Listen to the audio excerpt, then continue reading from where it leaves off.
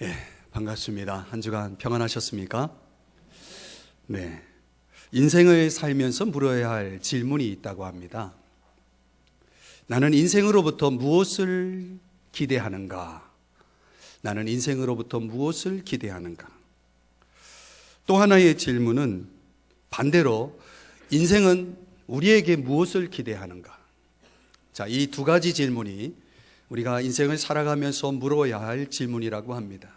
앞에서 먼저 물었던 질문, 인생으로부터 우리는 무엇을 기대하는가라고 하는 질문은 우리가 인생에서 찾은 질문이라면, 반대로 인생은 우리에게 무엇을 기대하는가라고 하는 질문은 하나님으로부터 얻은 질문이라고 이렇게 정리할 수 있습니다.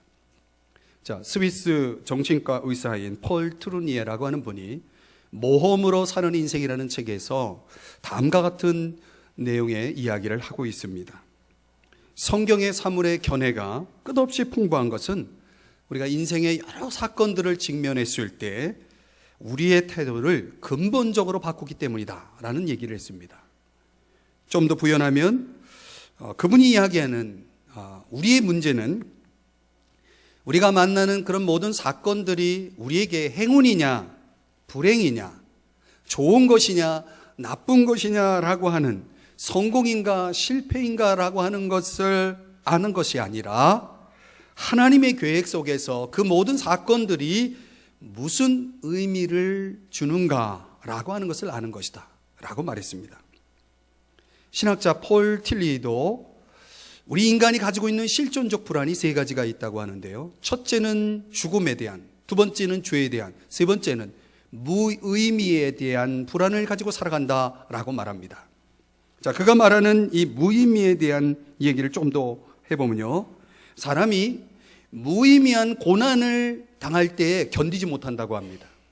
무의미한 고난, 내가 왜 고난을 받고 있는지 모를 때 사람들은 그것을 굉장히 고통스러워 한다라고 하는 것이죠. 그래서 바꿔 말하면 내가 왜 사는지 알고 있는 사람은, 내가 왜 살고 있는가를 알고 있는 사람은 어떤 고난도 견뎌낼 수 있다라고 폴 틸리는 이야기하고 있습니다. 결국 사람은요, 고통 때문에 힘든 것이 아니라 그 고통이 무의미하기 때문에 힘들어한다는 것이죠. 인간이 느끼고 있는 가장 큰 고통은 바로 다름 아닌 무의미입니다. 자, 그렇다면 저와 여러분이 살아가면서 알아야 할 것은 그것이죠. 내가 왜 살고 있는지, 그 의미를 아는 것이 중요하다는 것입니다. 아주 고전적인 유머인데요, 참새 시리즈입니다. 사랑하는 남녀 한 쌍의 참새가 행복하게 이제 시간을 보내고 있는데 그 사냥꾼이 총을 쐈습니다. 근데 누가 맞았는지 아세요? 아내 참새가 맞았습니다. 그 아내 참새가 떨어지면서 남편 참새에게 유언을 남깁니다. 근데 그 유언이 시대마다 다르다고 합니다. 50년대 부디 몸조심하세요. 60년대 먼저 가서 미안해요. 70년대 내 목까지 사라져요. 80년대 날 두고 가지 마세요. 90년대 아무리 급해도 내 장례는 치르시고 장가드시오. 이 현대가 압권인데요, 혼자 욕 좀 봐요. 나 먼저 가요. 하나도 재미없나 봐요. 여러분, 묻습니다. 누가 복인 거예요? 살아있는 사람이 복이 있는 거예요? 먼저 가는 사람이 복이 있는 거예요? 이 아내 참새가 지금은 그런 시대래요. 아내 참새가 하는 말이 혼자 욕 좀 봐요. 나 먼저 가요. 이 말은 무슨 얘기예요? 살아있는 게 힘들다는 얘기겠죠. 여러분, 그래요. 요즘은 그런 세상이 이래요. 오히려 먼저 가는 사람이 마음 아파하는 거예요. 살아있는 사람을 위해서. 인생은 시작이 있고 끝이 있다는 말이 있습니다. 오늘 성경 우리가 20장 24절을 보고 있는데 22절의 말씀에 가보면 거기에 사도 바울이 예루살렘이라고 하는 곳에 갈 계획을 밝히면서 이런 말을 했습니다. 뭐라고 얘기했냐면 거기서 무슨 일을 당하는지 나는 알지 못합니다. 바로 이거예요. 우리에게 있어서 궁금한 건 그거죠. 도대체 내 인생 앞에 무엇이 있을지, 과연 내가 무슨 일을 당할지 아는 사람은 누구도 없어요.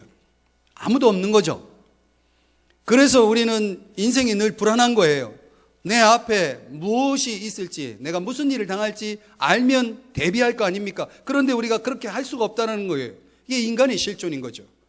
그래서 16세기에 동양선교의 선구자라고 하는 자비에르 선교사님이 계시는데, 이분은 이 포르투갈 그 요한 3세 왕의 요청으로 저 아시아권, 인도, 그리고 더 나아가 중국과 일본이라고 하는 이런 나라를 다니면서 선교를 하신 분입니다. 이분이 선교지에서 임종을 맞이하게 되는데, 그때 왕에게, 자기를 파송한 왕에게 유언의 편지를 남기게 돼요. 그 편지의 내용 속에 이런 내용이 있었습니다. 왕이시여, 어느 날이건 하나님 앞에 서야 할 시간이 있음을 잊지 마십시오. 그 끝날의 결산을 위하여 겸손하게 살도록 힘쓰십시오. 주님 앞에 설 때에 부끄러움이 없이 설 수 있도록 준비하고 오늘을 살기 바랍니다. 자, 어떻게 보면 참 종말론적인 그런 유언이죠. 왕이라고 만능은 아닙니다. 여러분, 왕이 별거입니까? 왕보다 더 높은 하늘의 권세를 가지신 분이 있다는 사실을 기억하도록 그 왕에게 편지를 보낸 것입니다. 여러분, 우리가 사실 내 삶이 내가 살아가는 것 같아도 가만히 생각해 보세요. 우리를 지켜보는 분이 있는 거예요. 여러분, 우리 인생의 시작이 그런 거죠. 여러분, 한번 여러분 주변에 그런 분이 있는가 한번 보세요. 내가 태어나고 싶은 대로 태어난 사람. 옆 사람에게 한번 물어보세요. 어떻게 태어나셨나요? 여러분, 우리가 태어나면서 난 이렇게 태어나야지 하면서 태어나신 분이 있어요? 없어요. 그리고 태어나면서 우리는 무엇을 내가 이렇게 살아야 되겠다 해가지고 태어나자마자 무엇을 시작한 사람이 있습니까? 없어요. 사실 태어나는 것도 내 마음대로 태어난 게 아니고 살아가는 것도 사실상 내 마음대로 되는 게 아니에요. 이 말은 무슨 얘기냐면 결국 우리 인생의 주인이 있다는 거예요. 우리를 지켜보는 분이 있다는 것이죠. 이것을 인정하지 않는 분들도 많죠. 그러나 사실 생각해보면 내가 오늘에 이른 것이 가만히 생각해보면 우리 인생에 있어서 나를 붙들고 계신 그분, 오늘 우리 찬양대의 찬양의 고백처럼 그 사랑이 나를 붙들어서 내가 오늘에 이르렀다라고 하는 이 깨달음을 우리가 알 필요가 있는 거예요. 언젠가는 우리는 그분 앞에 우리 인생의 결산을 하게 될 날이 있을 겁니다. 우리가 그 시간을 기억하면서 살아야 돼요. 그런 의미에서 오늘 본문 24절은 굉장히 중요한 단어가 나옵니다. 바울이 굉장히 중요한 단어를 사용하고 있는데 우리 24절의 말씀, 오늘 한 구절을 중심으로 해서 여러분들과 같이 말씀을 풀어갑니다. 24절 말씀 다시 한번 같이 한번 읽어보죠. 24절입니다. 한번 읽습니다. 시작. 내가 달려갈 길과 주 예수께 받은 사명 곧 하나님의 은혜의 복음을 증언하는 일을 마치려 하면은 나의 생명조차 조금도 귀한 것으로 여기지 아니하노라. 아멘. 자, 바울이 여기 내가 달려갈 길, 이것은 무엇을 얘기하냐면 바울은 자신의 인생이 어디를 향해 가야 할지를 분명히 알고 있었다는 거죠. 여러분, 우리가 1년을 계획할 수 있고 한 달을 계획할 수 있겠지만 내 인생이 과연 어느 목표점까지 가야 할지를 분명히 알고 살아가는 사람과 그렇지 않은 사람의 삶의 차이는 매우 클 것입니다. 근데 바울은 내가 달려갈 길이 어딘지를 분명히 알고 있었다는 거예요. 한번 옆에 있는 분에게 물어보실래요? 당신은 어디로 달려가고 계시나요? 시작. 경제 학자들이 사용하는 용어 중에 red race라고 하는 단어를 쓰는데 그 쥐들의 경주라는 용어가 있습니다. 어느 한 쥐가 막 달려갑니다. 그런데 그 쥐를 보면서 주변에 있던 쥐들이 갑자기 덩달아 그 쥐를 따라가요. 그래서 뒤에 쫓아가는 쥐에게 물어봅니다. 어디 가냐고. 글쎄 난 잘 모르겠다고. 제가 가니까 따라가는 거라고. 남이 하니까 가는 것뿐이지 내가 지금 무엇을 위해 어디를 향해 가고 있는지를 제대로 파악하지 못하고 생각하지 못하고 살아가는 사람들이 의외로 많은 거죠. 경제학에서 이야기하는 것일지 모르겠지만 사실 우리 인생사가 그런 것 같아요. 바울은 내가 어디로 달려가고 있는지를 알고 있었다는 거예요. 내가 달려갈 길과 그 길을 알고 있었다는 것입니다. 또한 주 예수께 받은 사명, 그 일을 마치려 하면은 바울은 무엇을 위해 살아야 할지도 알고 있었어요. 제가 먹고 살기 위해서 하고 있을 뿐이지 그 일이 내가 정말 해야 할 일인지, 정말 내가 무엇을 위해 살고 있는지를 도무지 제대로 파악하지 못하고 살아가는 사람들이 많은 거죠. 그러나 바울은 이 두 가지를 다 알고 있었어요. 내가 어디를 향해 가고 있는지, 내가 무엇을 위해 살아야 하는지. 이 두 가지를 포함한, 이 두 가지 의미를 포함한 단어가 있습니다. 오늘 여러분에게 소개하고 싶은 단어입니다. 한번 따라 하십시다. 소명. 소명이라고 하는 것은 신적인 부르심을 말합니다. 하나님의 부르심. 이 바울의 삶을 한마디로 말하면 소명의 삶이었다라고 말할 수 있습니다. 저는 바울의 삶을 조명하면서 이 사도행전 20장에 그려지고 있는 바울의 삶에 대해서 한 3주 동안 이야기를 나누려고 해요. 여러분, 오늘 첫 번째 시간인데 바울이라고 하는 사람은 정말 우리가 본받아야 될 삶을 살았다. 그의 삶은 소명의 삶이었다. 오늘 이 소명이라는 단어를 함께 생각해 보면서 바울의 예를 한번 우리가 묵상해 보고자 합니다. 소명이란 무엇일까요? 소명이라고 하는 것은 내가 어떤 목표를 세워서 그 목표를 향해서 달려가는 것을 소명이라고 말하지 않습니다. 이 소명이라고 하는 것은 이미 우리에게 주어진 하나님의 선물입니다. 한번 따라 하십시다. 하나님의 선물. 이 하나님이 우리에게 주신 선물이 있다는 거죠. 하나님이 우리에게 주신 선물. 우리가 그걸 알아야 돼요. 그걸 알려면 하나님이 나에게 뭘 줬는지를 내가 들어야 되겠죠. 그래서 바울이 어떤 표현을 쓰냐면 주 예수께 받은 소명. 이거 받았다. 그냥 내가 생각해가지고 만들어낸 것이 아니고 우리 주님이 우리에게 주신 것을 받은 것입니다. 이게 소명입니다. 소명에는 두 가지 소명이 있습니다. 1차적인 소명과 2차적인 소명이 있습니다. 1차적인 소명은 보편적으로 모든 사람이 가지고 있는 것이라고 할 수 있는데 그 보편적인 것 가운데 특별히 믿는 사람들에게 주어진 소명이 있습니다. 그건 뭐냐면 우리를 구원의 삶으로 부르셨다는 것입니다. 구원의 삶. 우리를 구원하셨습니다. 하나님께서 저와 여러분을 하나님의 자녀가 되게 하신 것입니다. 그러면 하나님의 자녀가 되게 하신 이유가 뭘까요? 왜 저와 여러분을 하나님의 자녀로 삼아 주셨을까요? 먼저 하나님은 저와 여러분이 교제하기를 원하세요. 그래서 하나님과의 교제로 우리를 부르신 것입니다. 여러분이 오늘 이 시간 하나님 앞에 나와 예배드리고 있는 이유가 있다면 그것은 바로 하나님이 여러분을 부르셨기 때문에 온 거예요. 여러분이 의지를 가지고 생각을 가지고 오늘 이 자리에 왔다라고 생각하겠지만 성경적으로 보면 여러분은 하나님의 부름을 받고 온 것입니다. 그래서 하나님과 이 시간 교제하고 있는 거예요. 보이지 않지만 하나님은 영이시고 오늘 이 시간 예배 가운데 우리와 함께 계셔요. 그래서 이 시간 졸면 안 돼요. 이 시간 하나님과 교제해야 돼요. 여러분, 내 앞에 사람이 있는데 거기서 졸아봐요. 이게 얼마나 큰 신뢰예요.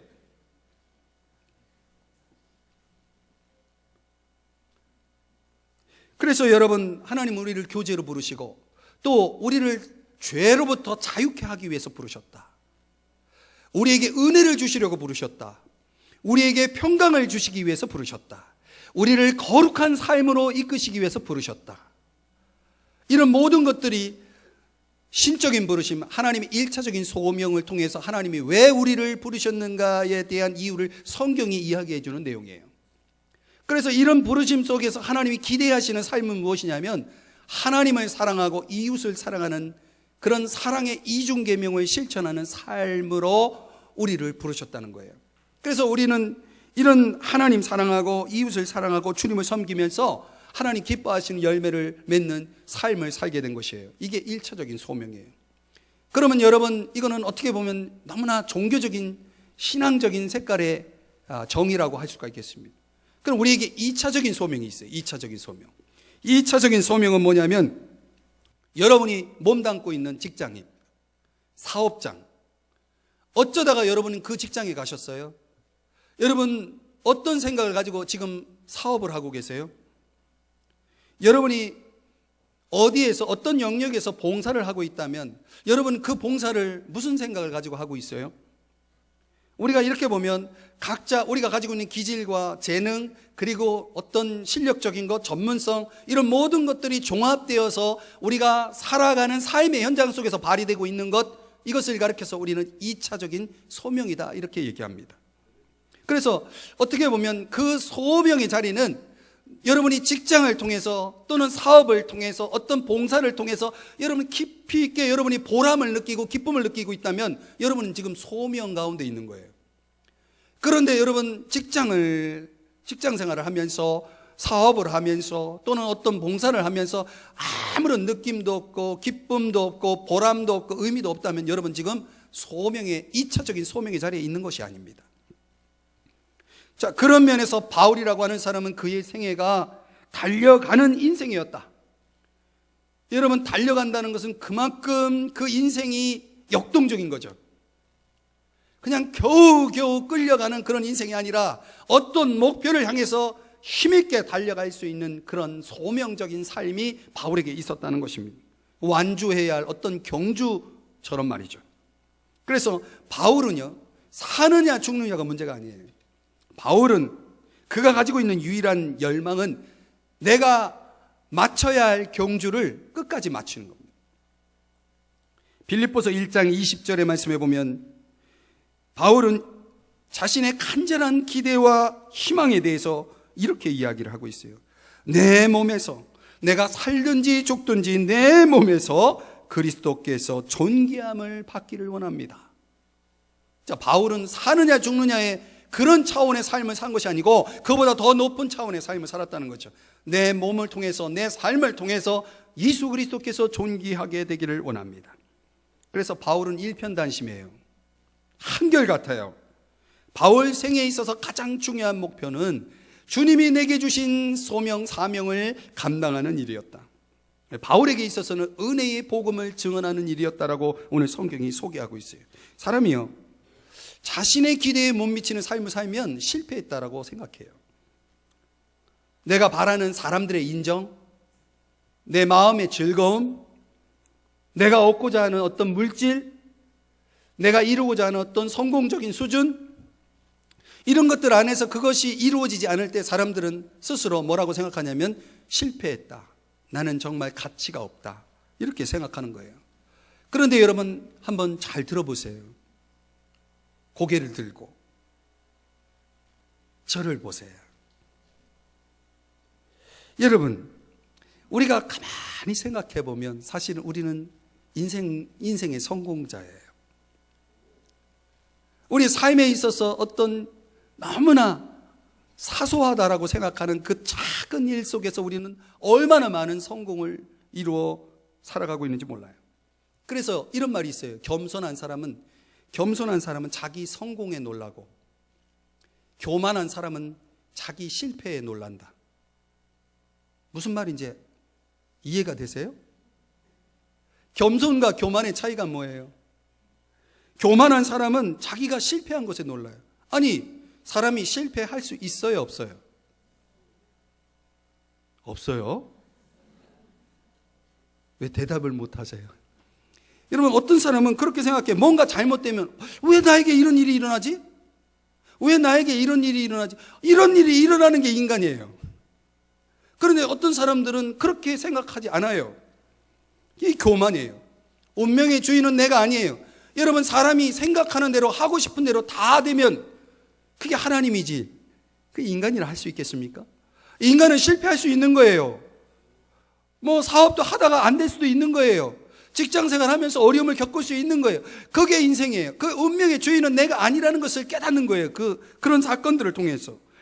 애시당초 내가 주인이 아닌 것이에요. 그런데 마치 내가 주인인 것처럼 나는 내 생각대로 돼야 돼. 내가 계획한 대로 돼야 돼. 그러다 안 되면 스스로 생각하기에 이런 모든 자신의 인생의 가치, 총체적인 것을 실패라고 단정짓는 것을 보게 됩니다. 바울은요, 하나님의 일을 마치는 것에 초점을 맞췄어요. 그렇기 때문에 어떤 상황에서도 자신의 삶을 무가치하다고 여기지 않았습니다. 이게 중요한 것입니다. 여러분, 소명을 따라 살아간다면 저와 여러분에게도 그런 일이 벌어져요. 내가 내 생명을 아끼지 아니하고 쏟아 부을 수 있는 그 무엇, 내가 그 무엇을 마치는 것 외에는 나에게 내가 죽느냐 사느냐 이런 차원의 그런 문제들은 없는 거예요. 가만히 생각해 보세요. 여러분, 여러분의 삶의 초점이 어디 있는가? 여러분, 사람들이 살아가면서 가만히 보면 초점이 내가 무슨 유익을 얻을 수 있는가에 있어요. 어떤 유익을 얻을 수 있는가? 우리는 반대로 살아야 돼요. 내가 무엇을 되돌려 줄 수 있는가에 초점을 맞춰야 돼요. 바울이 24절에 고백한 것이 그거예요. 나의 생명을 조금도 귀한 것으로 여기지 아니했다. 이런 삶이 바로 내가 무엇을 되돌려 줄 것인가에 초점을 맞춘 삶의 고백인 것이죠. 삶의 투자를 내가 뭘 건질까? 여기에 혈안이 되어 살아가는 사람들은 나 자신도 그렇고 모든 사람이 어떻게 보여요? 나의 유익을 위해서 존재하는 그런 대상으로 보이겠죠. 때로는 나의 경쟁자로 보이겠죠. 결국은 모든 것이 자기 중심적으로 돌아가게 돼 있어요. 그런 사람들은 나를 넘어설 수가 없어요. 그저 자기밖에 모르는 거예요. 나밖에 모르는 거예요. 나를 넘어서는 삶을 경험하지 못해요. 하나님의 모델이 뭡니까? 나를 넘어선 삶의 모델 아니겠습니까? 아무런 자격 없는 저와 여러분을 위해서 긍휼이 풍성하신 하나님께서 우리에게 필요한 것을 주셨어요. 그러니까 주시는 거예요. 우리에게 주시는 삶을 보여주신 것입니다. 소비 중심적인 문화 속에 살아가는 사람들은 어떻게 하면 저 사람 것을 내 것으로 삼을 것인가 라고 하는 것에 초점이 맞춰져 있어요. 그래서 이기려고 해요. 싸워서 이기려고 해요. 그래야 내가 살아남는다라고 생각해요. 가만히 보면 그것도 다 부질없는 일이에요. 이기는 게 중요한 게 아니에요.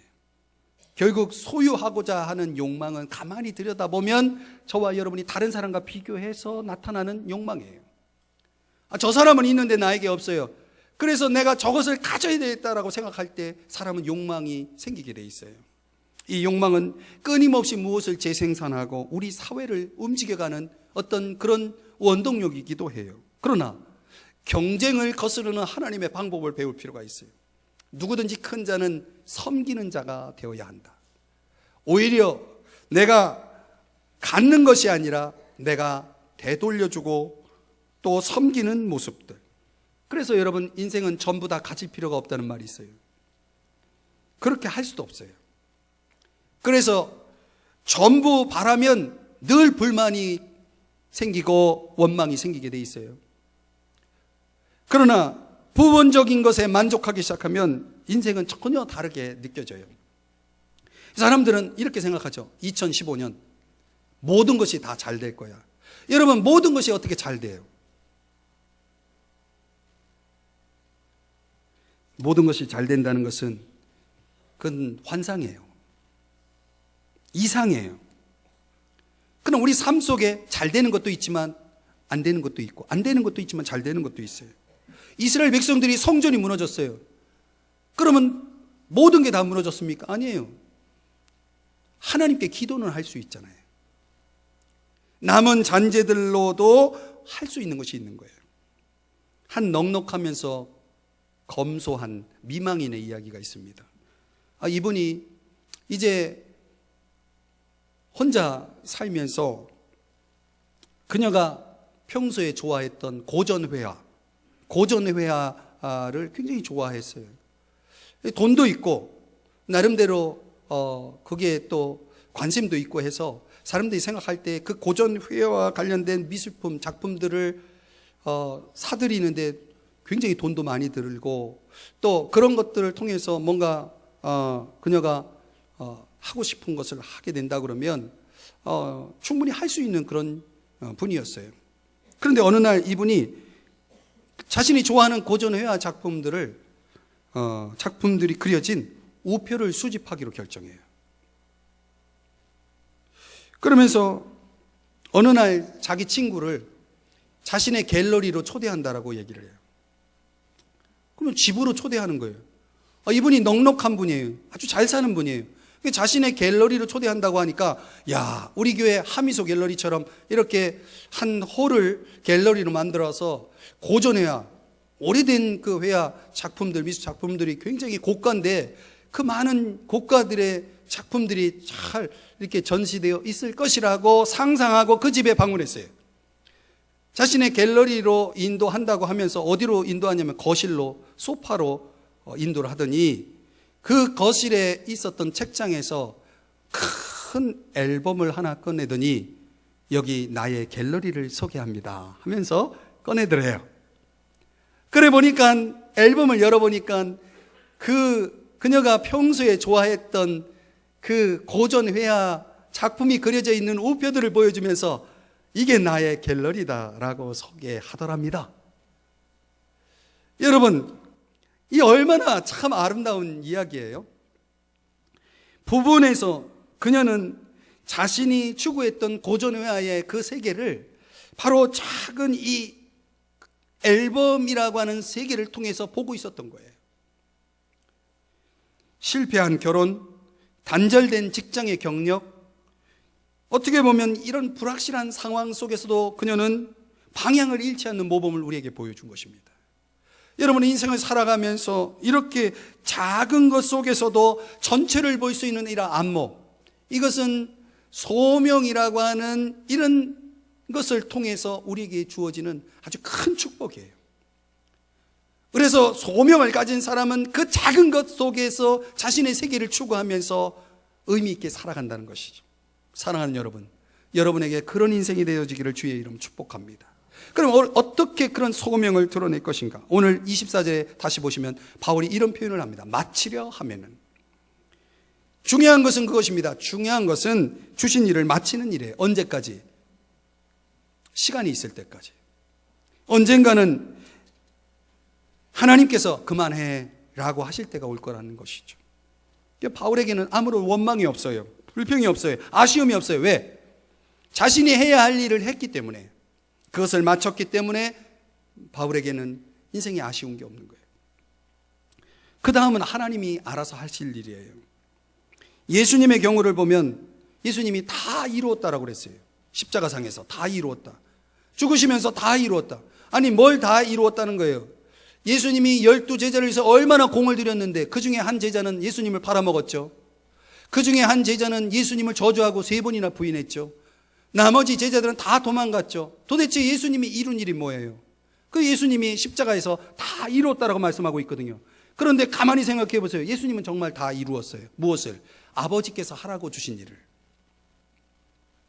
예수님은 뭔가 우리가 들여다보면 예수님은 이룬 게 없는데 예수님은 다 이룬 삶을 산 거예요.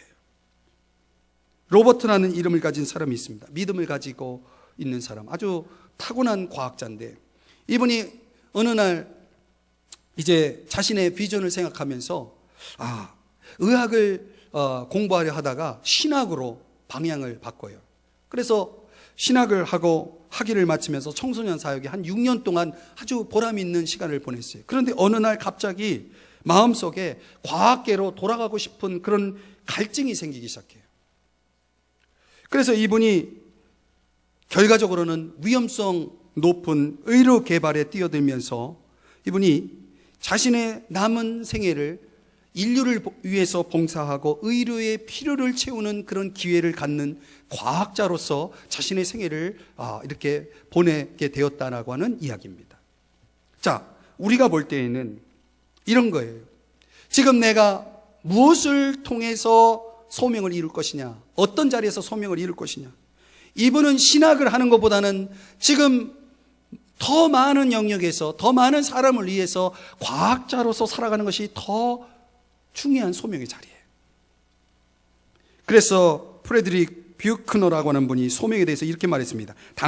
하나님이 당신을 부르시는 곳은 당신의 깊은 기쁨과 세상의 깊은 갈망이 만나는 지점이다. 아주 굉장히 중요한 얘기예요. 세상이 필요로 하는 것과 내가 느끼는 이 기쁨이 만나는 지점, 그것이 바로 내가 소명을 드러내는 자리예요. 신앙이라고 하는 것은 이런 현실을 바탕에 두고 있어야 한다는 것이죠. 그냥 막연한 상상 속의 소명이 아니라 내가 어디에서 무엇을 통해서 하나님께서 내게 주신 소명을 이룰 것이냐라고 하는 이 문제는 굉장히 중요한 것입니다. 그래서 어떤 면에서는 여러분의 진로에 대해서 고민하시는 분이 있다면 저는 그 소명에 대한 고민 가운데 두 가지를 물어야 됩니다. 나는 무엇을 할 때 가장 기쁜가?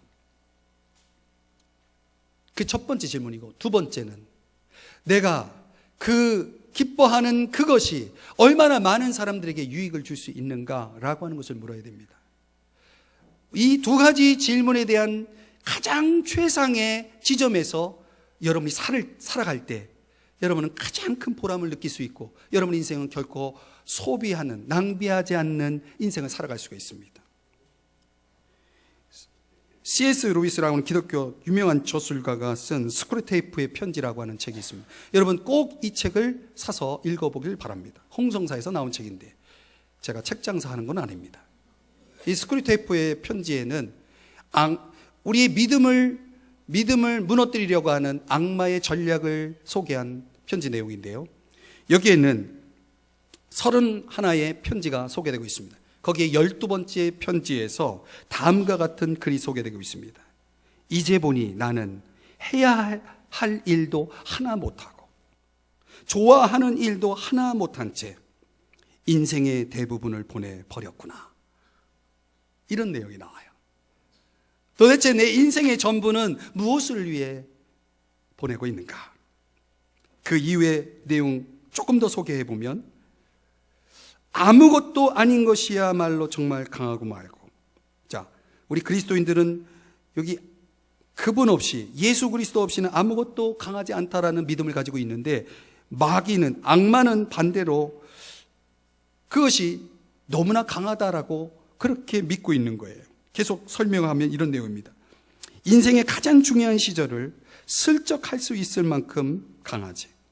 인간은 달콤한 죄도 못 되는 것, 도대체 뭔지도 모르고 왜 하는지도 모를 것에 미적지근하니 관심을 보이다 말고 하거나 잘 모르는 어렴풋한 호기심을 채워보다가 손장난 발장난 하거나 좋아하지도 않는 곡조를 흥얼거리다가 혹은 흥미로운 욕망이나 야망이 자극된 것이 아닌데도 일단 우연이라도 발을 디디고 나면 도저히 빠져나오기 힘든 그 길고도 어둑한 몽상의 미루에서 헤매다가 인생을 낭비한다.